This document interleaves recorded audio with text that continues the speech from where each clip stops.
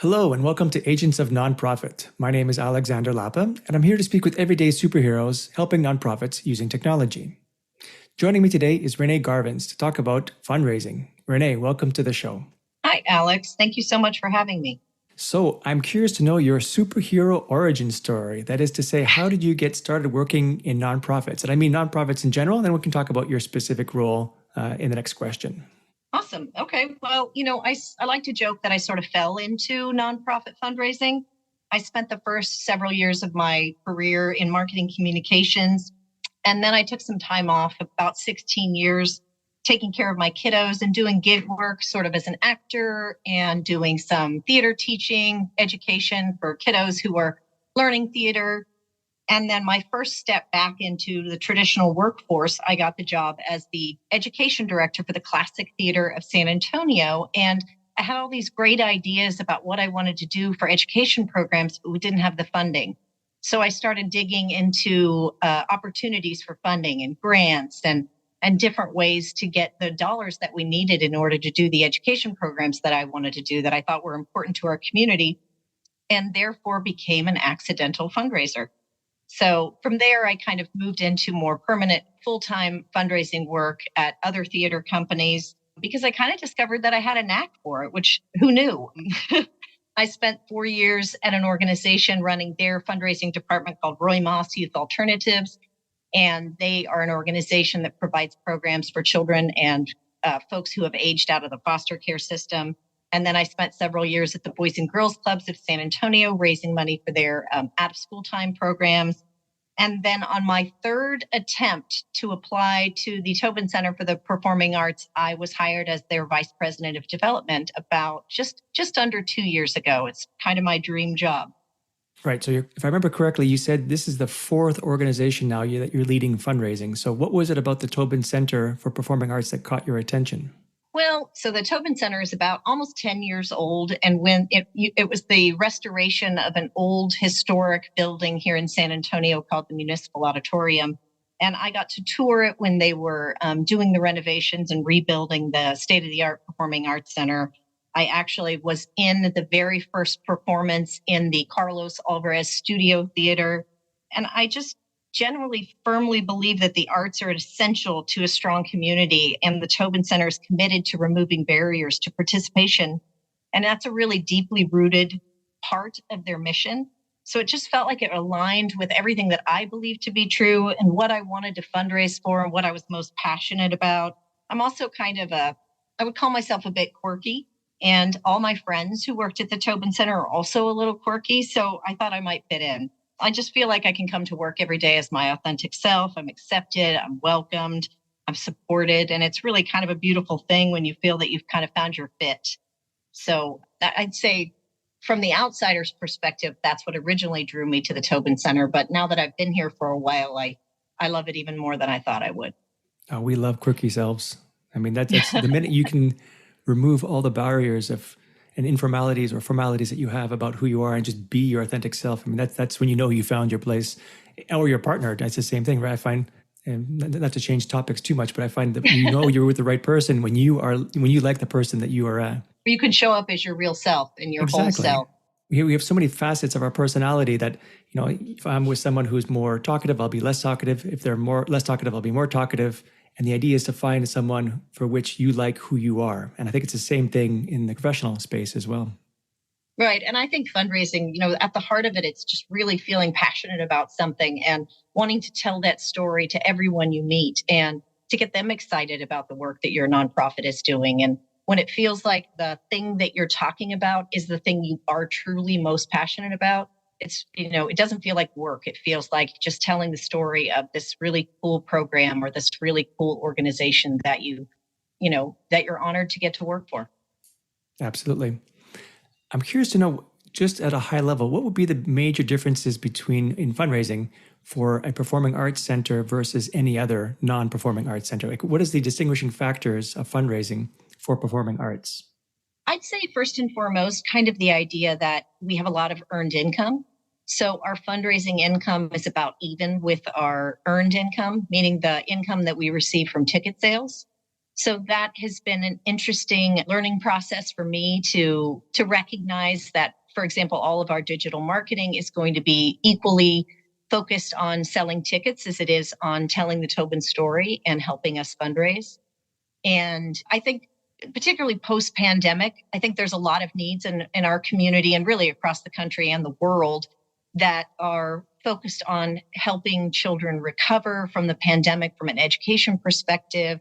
Families have really struggled. Mental health is such a huge challenge for so many people. And those issues have really come to light over the last, 3 years since we started the pandemic. And while I believe, and I know it to be true, that the arts can help us recover and do help us recover, I think for a lot of donors, when they're looking at what they want to support in their communities, they have been for the last several years very focused on immediate needs, direct needs in the food and clothing and housing world. So I think that the arts has, unfortunately, sometimes fallen to the bottom of the list of what people who have the means and philanthropic goals want to support.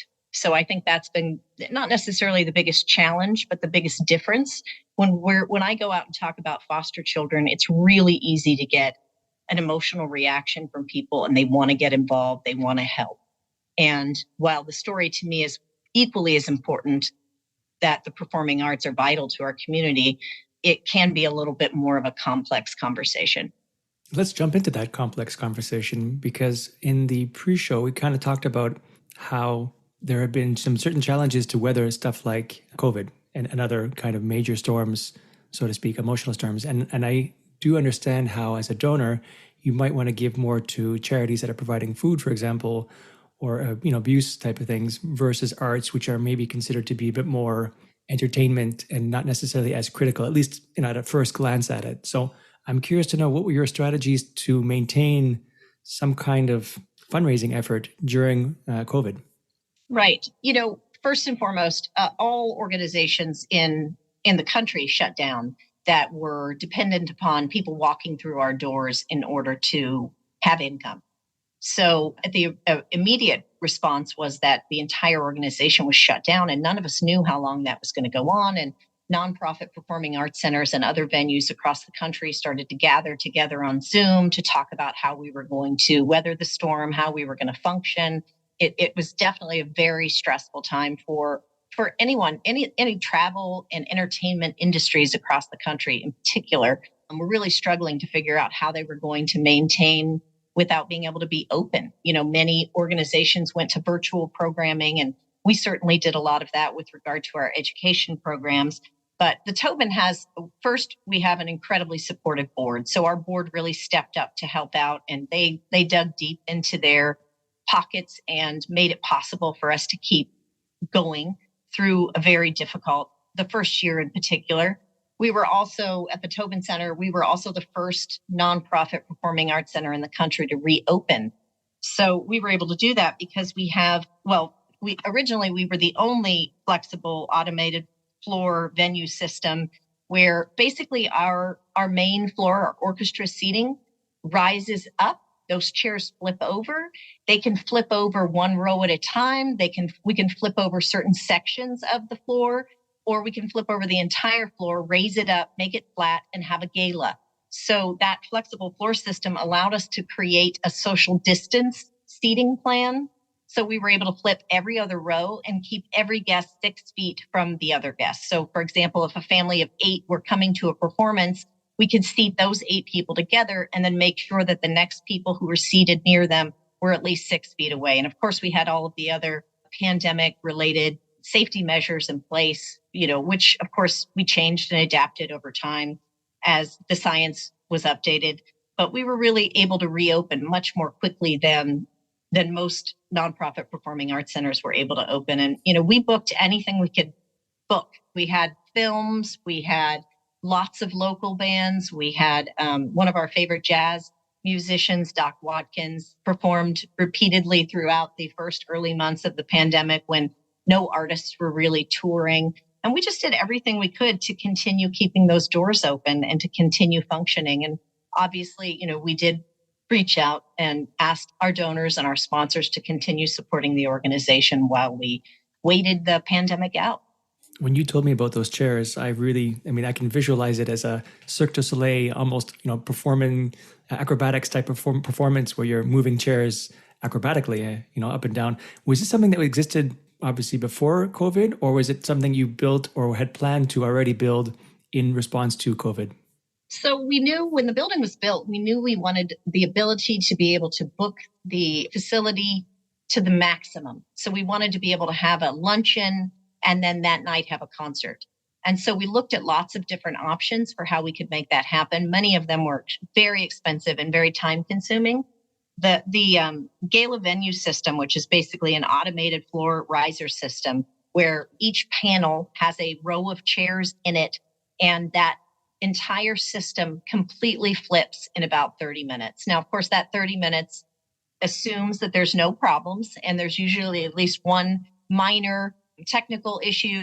My favorite is that it has a safety mechanism where if anyone opens a door that comes into the HEB Performance Hall, it shuts the entire system down. So we always put signs up, but every once in a while, like a maintenance person or a staff person like me the other day opens a door that doesn't have a sign on it and the entire system shuts down. There was one performance where there was a tiny, tiny screw that was stuck one of the mechanisms that kept the floor from flipping. So it usually takes about 30 minutes, and it's kind of fun to watch. I mean, it looks like you're right about the Cirque du Soleil concept, because it really does. These sections, lift up, 12 feet in the air, and then the chairs flip over like bats, and then it goes down. It can rise all the way up to be level with the Coates stage, which then allows us to be able to do a gala with 700 people, or it can stay at that lower level with the stage in front of it, and we can do a gala with about 500 people. We sometimes do flat floor productions where we maybe have a concert where it's more conducive to have standing room only seating. Well, not seating, but standing room only. And so we can flip that over. And then the very next morning have an education event in the HEB Performance Hall for, 1,700 kiddos, where we have the seats back in place. It's been incredible and definitely a very smart investment that they made when they built this building. Yeah, it's incredible. The foresight of being able to say, we want maximum flexibility, and therefore let's find the technology that can solve that use case. And that is what allowed you to reopen so quickly. I was curious to know, because you said earlier that the income you receive or the revenue you receive is based on fundraising and tickets. And I was curious to know approximately the percentage of each, because obviously by not being able to be open and have people come in, you're losing a certain percentage of that revenue. It definitely varies by year. This past year in 2022, if you just look at our net income from ticket sales, when you take out all of the costs associated with performances, it was about 50-50. But of course, on our 990, you're going to see the total number, which does not remove the expenses with regard to our events. So last year, for actual earned income from a net perspective, it was about $3.5 million, and our fundraising income was about $3.5 million. And then when you talked about replacing live shows with virtual programs, was it a matter of just taking those live shows and broadcasting them, or did you have to create new programs for the first time in order to be able to be shown and shared virtually? We mostly stayed in the education realm with regard to our education programs. So we have a thriving and incredible education program that's called the Generation Next Education Initiative. And those went immediately virtual. All of our professional development that we do with teachers, all of our artist interactions, anytime we could connect to an artist that had performed previously at the Tobin Center, or maybe had been booked but then had to cancel, and they were willing to partner with us to do some education programming, we were able to shift that to virtual almost immediately. And of course, teachers in our schools were desperate for content. So the fast shift that we were able to make to virtual not only helped our educators across San Antonio and Bexar County, but it also helped us to be able to make sure that we were still connecting to our students and still providing the arts education and arts experiences that, are such an important part of our mission. What we found was that not only were we able to shift to virtual programming very quickly, but we were able to reach so many more students, because they didn't have to come to the Tobin and we didn't have to go to their schools. It could be accessed virtually. And so that programming was available, for students across Texas and across the country. So we really were able to reach so many more teachers and so many more students through the pandemic, which was an exciting outcome that we didn't expect. It's not the first time I've heard where one of the benefits of this whole situation was exactly that. Not only can you reach more people that you couldn't reach before, because now you can, globally now, you don't even need to physically be at your location. You can look at it and observe it and enjoy it from anywhere in the world. But you also, on the other side, get the ability of having the talent from anywhere in the world. So rather than having certain performers or educators come to you or at least be close to you, you also now have a rich pool of worldwide resources that you can tap into to help get that message or get their education or their program into more people's hands. Absolutely. And I also really appreciate that. I mean, when you always try to make lemonade out of lemons, I appreciate that the pandemic was the first time since we opened, because we opened in 2014. We're a very young organization, very young performing arts center. It allows us to slow down for the first time in that 6+ years to really assess, what work are we doing that we want to continue doing? How do we want to shift our focus? How do we want to come out of this pandemic and think about the world in a different or new way? And so it was really the first time that the organization was able to slow down long enough to really put some deep thought into what our organization and what our work was going to look like when the pandemic was over. Drawing from your experiences, was there anything in particular, any particular superpower that you were able to bring to the table that was able to help the Tobin Center weather the storm? I'm a self-taught fundraiser. I kind of fell into this world and I tried to find resources. And when I was first starting out, to help me learn how to do this work the most effective way possible. And what I found was that all of the best practices, all of the trainings, they were really focused on large education, university fundraising, hospital fundraising. I mean, the best practices made it look like you had this team of 20 people that could do all of the tasks. But what I had noticed in my experience was that we had these very small teams that were wearing so many different hats. And you would walk in on your first day and you'd have all these great intentions for all the strategy you were going to build. And then you'd find yourself 2 or 3 years later fundraising with your hair on fire. You would just literally every day was just an urgent task after an urgent task. You were in charge of so many different pieces of the organization that you never really had time to build strategy. Or if you did, you built a strategic plan, you worked with your team, you had this wonderful strategy, and then it would sit on a shelf the next year while you were, again, like I like to say, fundraising with your hair on fire. So I think what I've learned by being a self-taught fundraiser is that, I'm a big proponent of the Eisenhower principle, which is just the concept of sort of dividing your to-do list up into things that are urgent, but not necessarily important, and things that are important, but not necessarily urgent, and dedicating yourself to spending time in each of those categories. Of course, you have to check your emails. Of course, you have to deal with the urgent tasks, but you also have to form and force yourself to sit down and to say, what are the specific baby steps that I can take right now, today, this week, this month, for the next 6 months, for the next year, that will help me go from this constant state of panic or this constant state of urgency to actually using and implementing the strategy that we've worked so hard to build. So I think when I came to the Tobin, it was kind of my third time to walk into a nonprofit to do fundraising, where I could have easily fallen right back into that urgent fundraising with your hair on fire trap. And instead, I really dedicated myself and my team to sitting down and to saying, what do we want to accomplish this year? And what can we accomplish this year that will help us with what we need to accomplish in 5 years?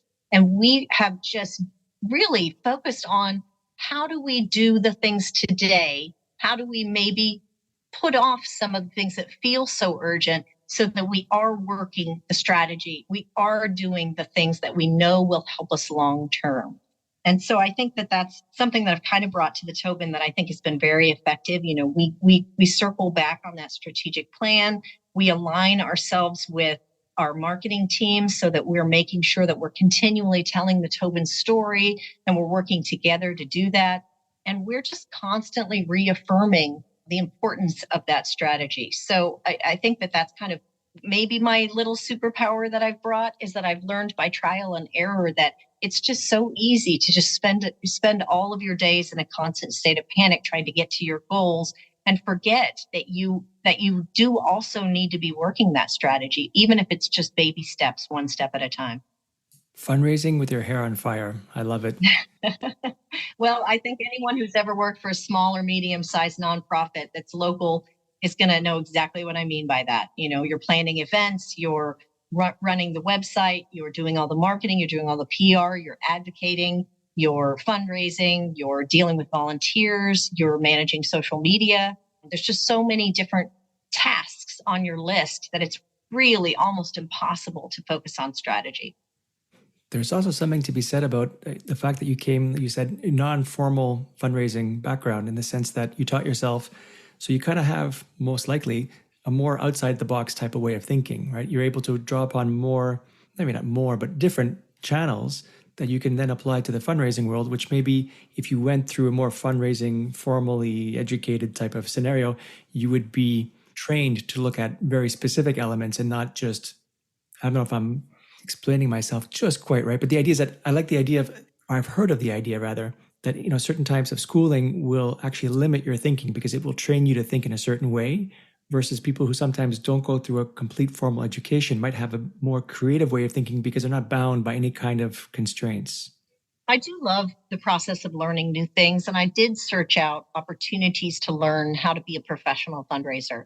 I attended conferences and read books, and what I kept finding was I didn't know how to apply the things that I was learning there to this state of, I hate to keep saying fundraising with your hair on fire, but the state of being that I was finding small to medium nonprofits were in, where, it's not necessarily short staffing, but it's small staffs that are managing a lot of different tasks. And so what I think that I learned to do was to draw the parallel between the training that I was learning, the books that I was reading, what is the best practice for how this should be done, and then figure out what pieces of that I could take and apply to the real world fundraising that I was doing in these small and medium-sized organizations. Because the best practices are best, but how do we make them fit with a small to medium nonprofit when you have, teams of maybe 2 or 3 people who are doing 10 people's jobs? And I think that that's, if I had a tiny superpower, it would really be in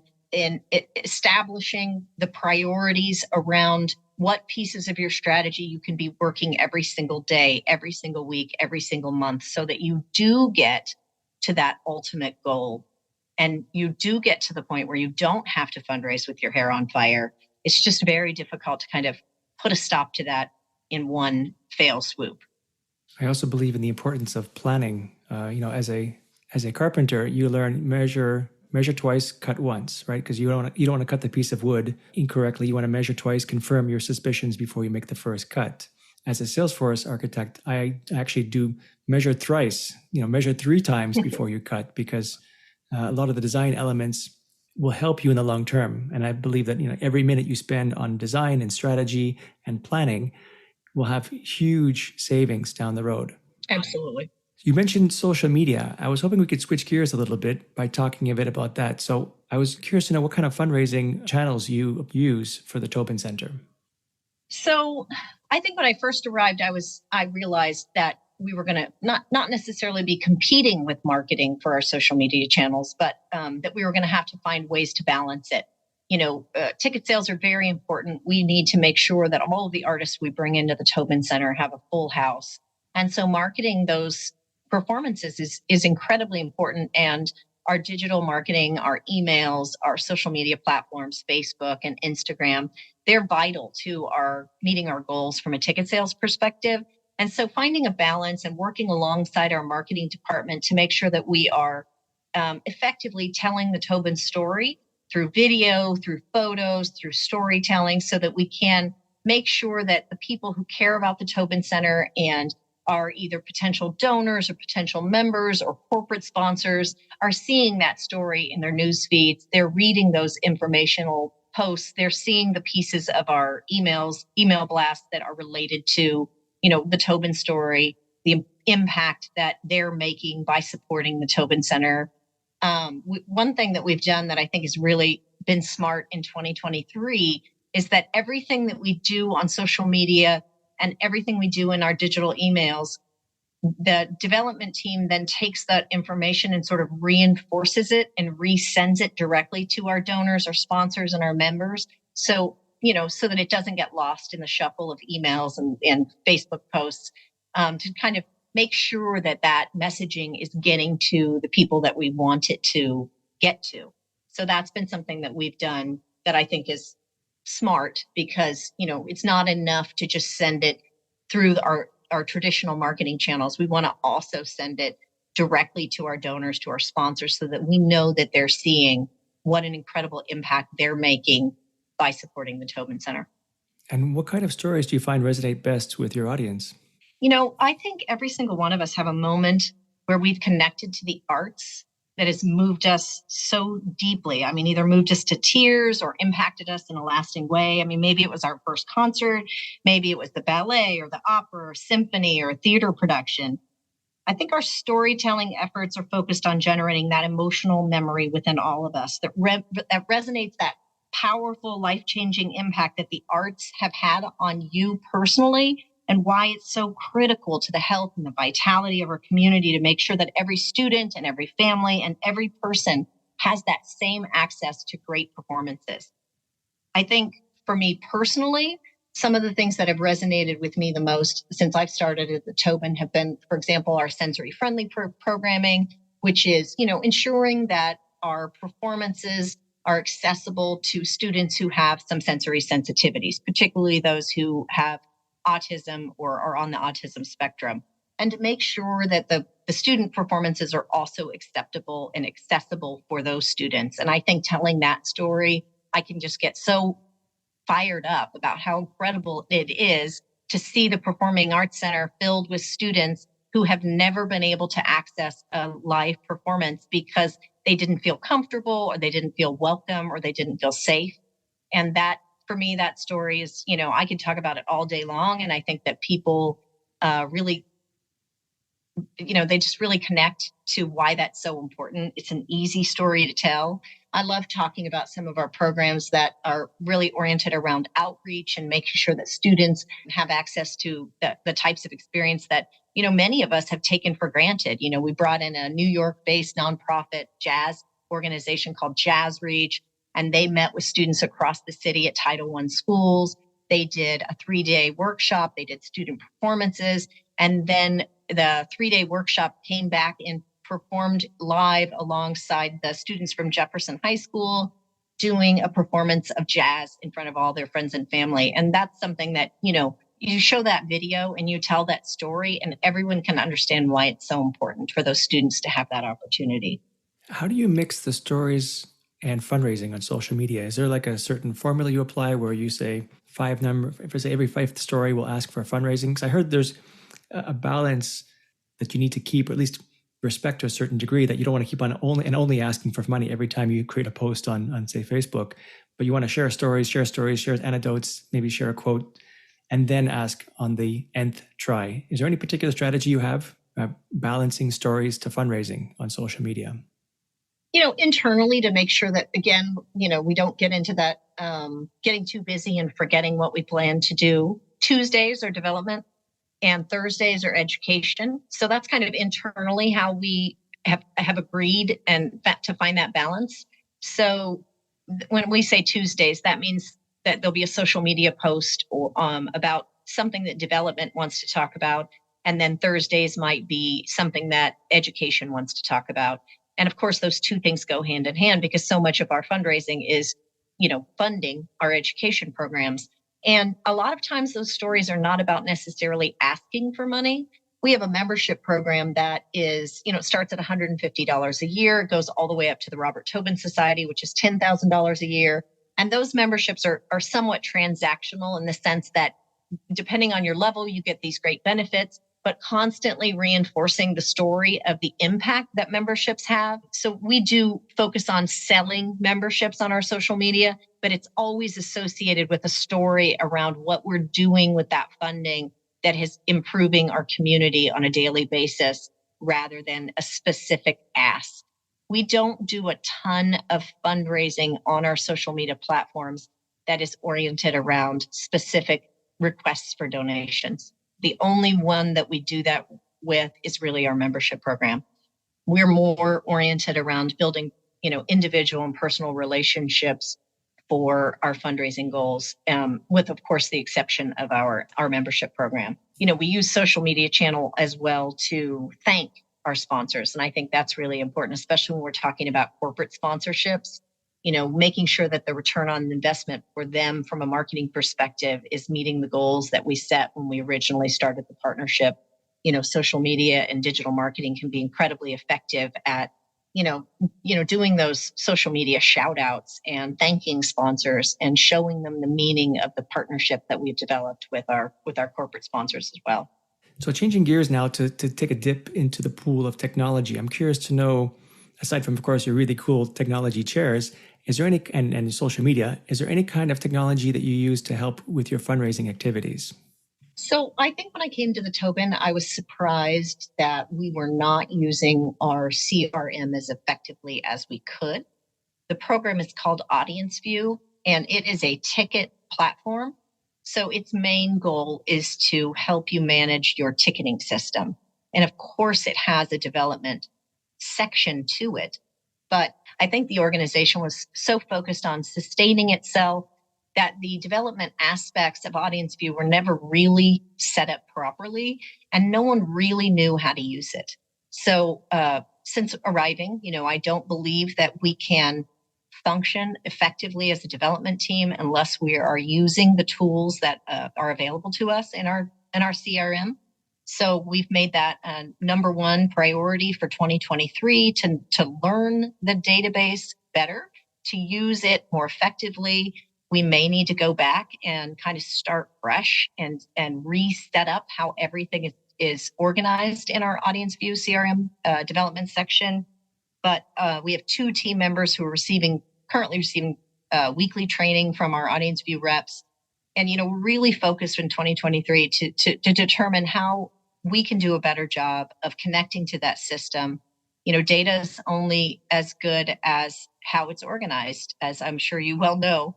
So we may decide that what we're going to do is kind of reorganize the entire system, or we may decide that we can work with the way it was originally set up. And now that we understand it better, we can, pull tools from it. We can pull reports more effectively. We can divide things up. I mean, I would love to see our CRM organizing who's in charge of what portfolio here at the Tobin Center, and making sure that we are staying connected to each of the donors that we want to stay connected to, all of our prospects. I know that the system can do all of that for us.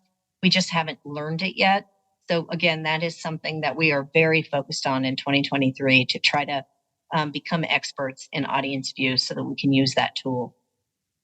Yeah, I mean, a CRM is pivotal to a nonprofit. So making it sure it works for you, it's fit for purpose, is obviously a great strategy now that you have a bit of time to do it. I have to be honest, it surprised me so much how so few organizations are really using their CRMs effectively. I think that the Tobin has been very smart in the sense that they've kept track of all of their communications within the system, which I think is awesome.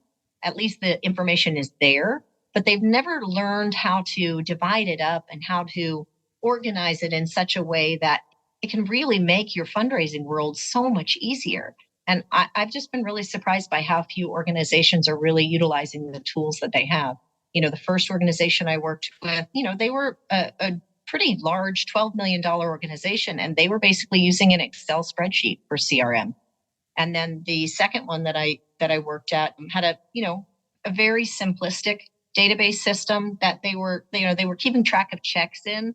But if you wanted to know what a donor's history was, you had to go to QuickBooks. You really couldn't trust the data that was in there. So I found that to be, frustrating, because you really couldn't trust the tool to give you the information that you needed. So, coming to the Tobin and realizing that that there was an entire world of opportunity that we were not making use of with this tool. We just decided we've got to figure out a way to do it more effectively and make our CRM our friend instead of our friend. What do they say? Frenemy? Yeah, frenemy. Friend enemy.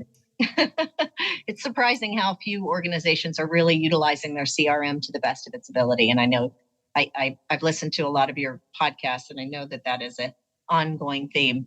And especially for the Tobin Center, as you are broadcasting as personal messages as you can, I mean, that's one of the many benefits, of course, of having a CRM is you're able to really know who your donors are, and how to reach to them, how to connect to them based on their history, based on all the interactions you've had, where they've come from, where they're going in their donation pipeline, let's call it.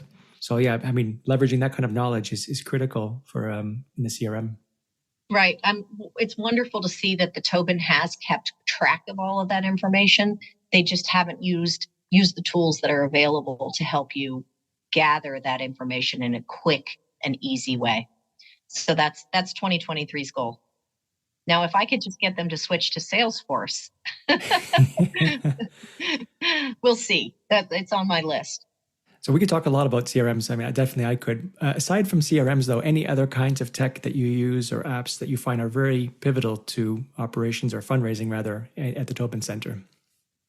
We're looking into project management tools right now. Our marketing team has found, I think they're using Slack right now. And they found it to be incredibly effective to keep track of projects. And so my team is exploring the possibility that we might want to utilize project management software to help us with our daily work.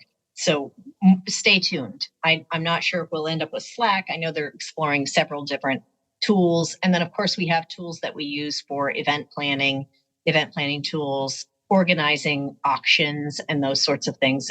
Technology is critical to making those projects as simple and time effective as possible. And then aside from CRMs and potential other tools in the future, I'm curious to know what other short-term goals the Tobin Center has.